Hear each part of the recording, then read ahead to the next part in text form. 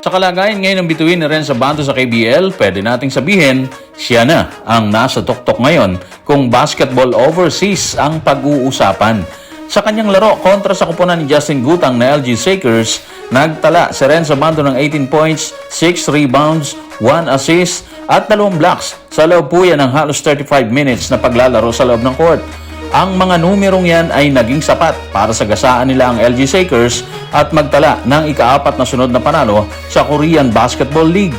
Sa kasalukuyan ay nasa ikalawang pwesto ang Anyang na merong kartadang 6 na panalo at 3 talo sa loob ng 9 na laro. Sa stop and play video na ipapakita natin, muli nating hihimayin ang kanya naging performance o ang naging performance ni Renzo Bando. Pero bago yan, pakihit lang po ng ating subscribe button kung nagugustuhan nyo ang ganitong klase ng review. Kung mahirap ang subscription, siguro like and share na lang po yan. Malaking tulong na po yan. Maraming salamat. Sa eksenang yan, makikita si Renzo Bando nakaabang sa gitna habang dala ng LG Shakers ang bola sa gawing kaliwa ng 3-point area. Ang bola ay kaagad inilaglag ng LG sa ilalim ng rim kung saan nakabantay or bantay sarado ni number 35 ng Anyang. Dahil masikip ang ilalim, kaagad ding inilabas ng LG ang bola sa sentro ng 3-point area na mabilis ding ibinato kaagad ang bola sa gawing kaliwa ng 3-point area. Ibinalik din ito ng LG sa ilalim kung saan sumikip. Pero dahil tila wala nang pupuntahan, puwersahan nilang iginiit ang kanilang opensa laban sa depensa ng Anyang kay GC. At dahil tila nakaluwag ng konti ang umuupensang LG Shakers, to the rescue kaagad si Renzo Bando at si number 31 ng Anyang. Kilala sa kanyang magandang timing, supalpal si number 50 ng LG na puwersahang isinalaksak ang bola sa ilalim sa kabila ng maigting na bantay sa kanya.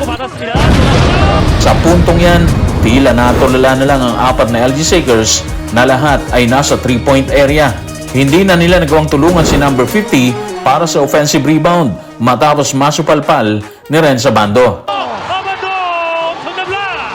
Isa yan sa depensang ipinamalas hindi lamang ni Renzo Bando kundi maging ng kanyang buong kupunan laban sa LG Shakers. Sa sumunod na eksena, makikitang dala ni number 35 ng Anyang ang bola kung saan nasa gawing kanan si Renzo Bando.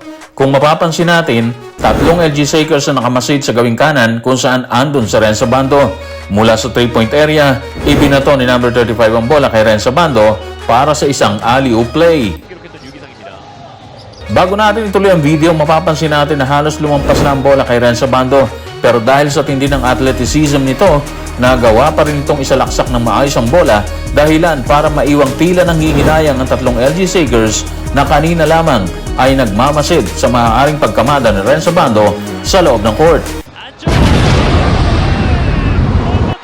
Alam naman natin na hindi na bago ang ganong eksena kapag si Renzo Bando ang nasa ilalim ng rim, partikular yung ginawa niya versus China kung saan sumalaksak po siya ng walang anumang buwelo.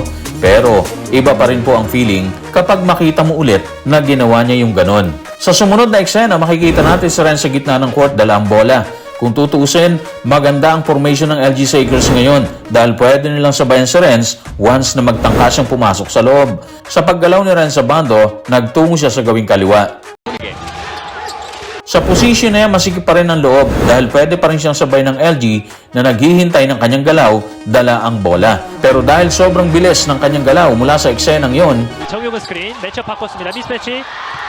naiwan sa likod ang nakabantay sa kanya na tila nabigla din ng 3 pang LG na kanina lamang ay maigting ang kapit sa kanilang depensa. Sa puntong yon, isa na lang ang balakid kay Renz sa gitna na agad ding naiwan nang simulan niyang umakyat sa ere. Ang resulta, isang napakagandang dakdak dahilan para magsigawan ng mga commentator at fans na nanonood sa venue. Sa eksenang yun, nagpakita ng bilis si Renzo Bando, isang armas ng player na pwede niyang gamitin upang maiwan ang sinumang banta sa kanyang dadaanan.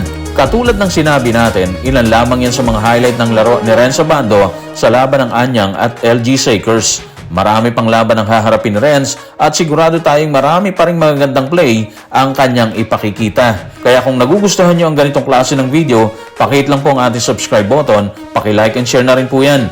Maraming salamat.